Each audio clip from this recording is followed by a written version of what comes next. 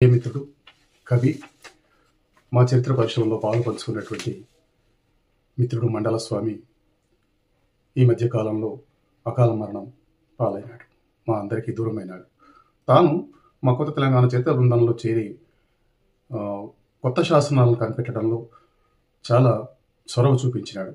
తాను కొత్తగా కనుగొన్నటువంటి శాసనం యాదగిరిగుట్ట, భువనగిరి జిల్లా చౌటుపల్లి మండలంలోని పెదకొండూరు గ్రామంలో ఒక కొత్త కాకతీయ శాసనాన్ని గుర్తించి వెలుగులోకి తీసుకొచ్చాడు. ఈ శాసనం కాకతి ప్రతాపరుద్రుని కాలంలో అతని లెంక అంటే రాజు నిరంతరం అంటిపెట్టుకుని ఉండే ఒక కమాండో వంటి భటుడు, సేవకుడు, వార్తాహరుడైనటువంటి మాదయ్య లెంక భార్య మల్లు బాలమ్మ పెదకొండూరులో వరదరాజస్వామి దేవాలయంలో తిరుప్రతిష్ఠ చేయించినప్పుడు వేయించిన శాసనం అది. ఈ శాసన లిపి, భాష రెండు తెలుగే. అది 11వ శతాబ్దానికి చెందినటువంటివి. ఈ శాసనంలో పేర్కొన్నట్టు అంటే ఈ శాసనం కొంచెం సగం భాగం విరిగిపోయింది, కొంత భాగం తేదీ తెలిసే భాగమే పోయింది.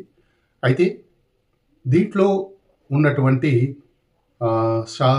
సంవత్సరం పేరు విరోధీకృత శ్రావణ శుద్ధ ద్వాదశి బుధవారం నాడు అని ఉన్నది. అది ప్రతాపరుద్రుని కాలంలో దాని కాలానికి మన ఎఫ్ఎంఎరిస్లో చూసినప్పుడు ఆ శాసనం తేదీ 1311 జూలై 28 బుధవారం రోజు అవుతున్నది.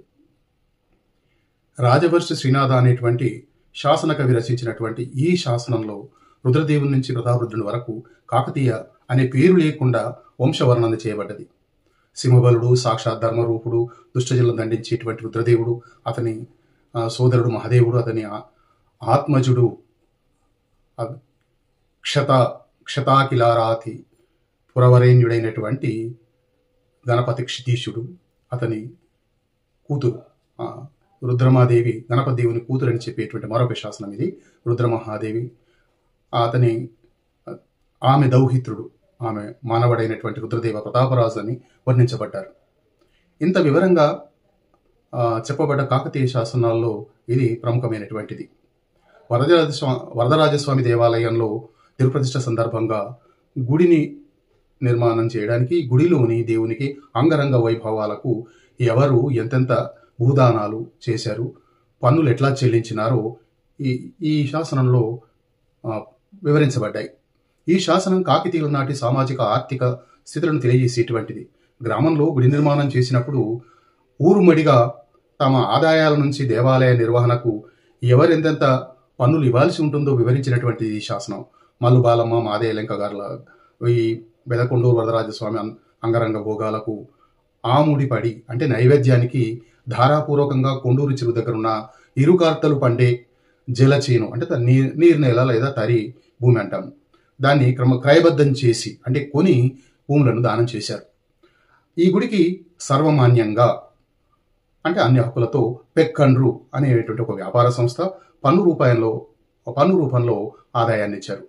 20 పొంకలు అంటే పొనికలు, ఎడ్ల బండిలో సర్వసామాన్యంగా వేసే గూడు వంటి దాన్ని పొనిక అంటాము. ఆ పొనిక నిండా నింపినటువంటి పత్తి కొన్నవారు ఒక మాడ లెక్కన, అట్లాగే తమలపాకుల మోపులు ఉన్నవాళ్ళు 2 మాడలు, ధాన్యాల అమ్మకం చేసిన వాళ్ళు మానేడు ధాన్యం పన్ను కట్టేవాళ్ళు. అష్టాదశ ప్రజలు వదులుకున్న ఆదాయం రంగభోగానికి, మహాజనులు తమ వృత్తులు అంటే పారంపర్యంగా వచ్చే దానమాన్యాల నుంచి వచ్చేటువంటి ఒక మర్తులు అంటే ఎకరంన్నర భూమి, తరి పొలం, ఒక చిన్న బంగారు నాణ్యం, మెట్ట పొలం నుంచి వచ్చేటువంటి ఒక పుట్టి ధాన్యం, దాని నుంచి ఒక చిన్నం, ఇవన్నీ ఇచ్చారు.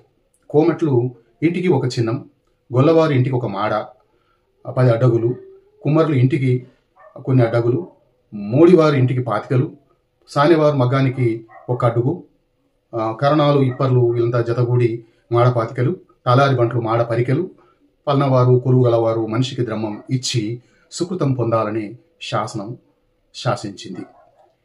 మనకు మాడ అంటే అప్పటి 10 కేసరి రూకలని, అడ్డుగా అంటే అర్ధ రూక అని, 25 అంటే రూకలో 25 భాగం అని, పరక అంటే రూకలో 1/8వ వంతు అని, చిన్నం అనేది మాడలో 14వ వంతు అని ఇది పరబ్రహ్మ శాస్త్రి గారు కాకతీయులు అనేటువంటి గ్రంథంలో వివరించినారు. పెక్కండ్ర అనేటువంటిది ఒక వ్యాపార శ్రేణి. ఇటువంటి సంస్థలు స్వదేశీ విదేశీ వ్యాపారాలు చేసేవాళ్ళు. వీరి వ్యాపారాలకు వీరి వ్యాపారాలకు సురవరం, అలంపురం, త్రిపురాంతకం, వరంగల్ వంటి ప్రధాన నగరాలు పెద్ద గ్రామాల కేంద్రంగా ఉండేవి.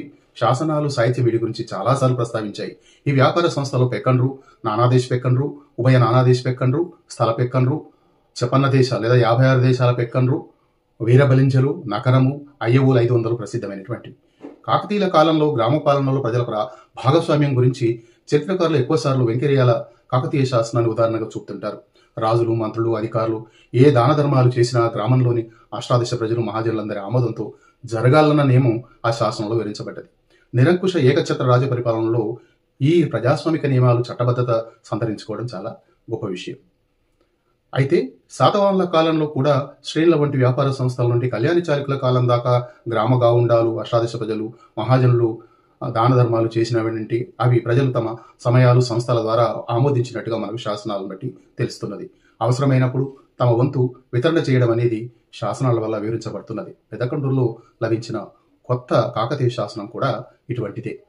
ఈ శాసనాన్ని గుర్తించి వేమగంటి మురళీకృష్ణ, డాక్టర్ మండల స్వామి ఈ శాసనాన్ని వెలుగు తీసుకురావడానికి ఆ గ్రామ సర్పంచ్ కాయితి రమేష్ గౌడ్, ఎంపీటీసీ బద్దం కొండలరెడ్డి, ఆలయ committee chairman Jekidi Kondala Reddy, vice chairman Gundaboina Istari Yadav, ఉపాధ్యాయుడు పాలకూర వెంకటేష్ వీరందరూ సహకారంతో ఈ శాసనాన్ని నేను చదివి పరిష్కరించడం జరిగింది. ఈ పెదకొండూరు శాసనాన్ని వెలుగులోకి తెచ్చినటువంటి ఆత్మీయ మిత్రుడు, కీర్తిశేషులు మండల స్వామికి ఈ శాసనాన్ని అంకితం చేస్తున్నాను.